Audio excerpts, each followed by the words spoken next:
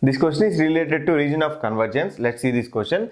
If the region of convergence of x1 of n plus x2 of n is 1 by 3 less than mod z less than 2 by 3, then the region of convergence of the same x1 of n minus x2 of n includes. Okay, they have given the region of convergence for the sum of x1 of n plus x2 of n, and they are asking the ROC for x1 of n minus x2 of n. It includes.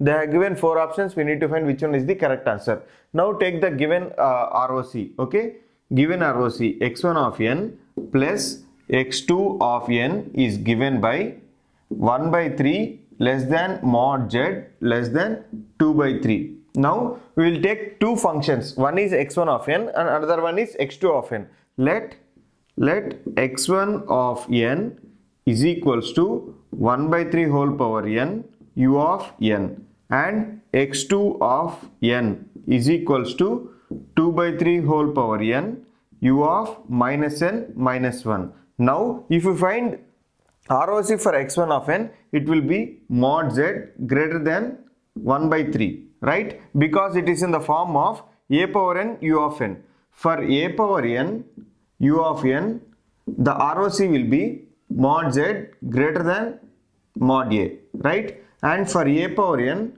u of minus n minus 1, mod z will be less than mod a. This is ROC. Now we have taken x1 of n in this form, x2 of n in this form.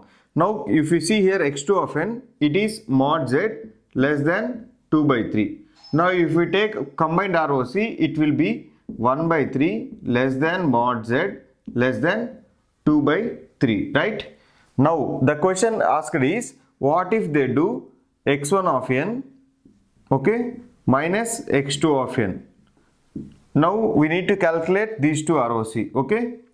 For this one, ROC anyway, it will be same. It is mod z greater than 1 by 3. And for the second function, it is also the same, mod z less than 2 by 3. And if you couple these two, then the final resultant will be 1 by 3 less than mod z less than 2 by 3. If you observe this, whenever you are adding two functions or subtracting two functions, you will see the ROC is same. Okay, ROC is same for whenever you are adding two functions and subtracting two functions. And if you observe in the options, it is option D, 1 by 3 less than mod z less than 2 by 3 will be the correct answer here. Okay.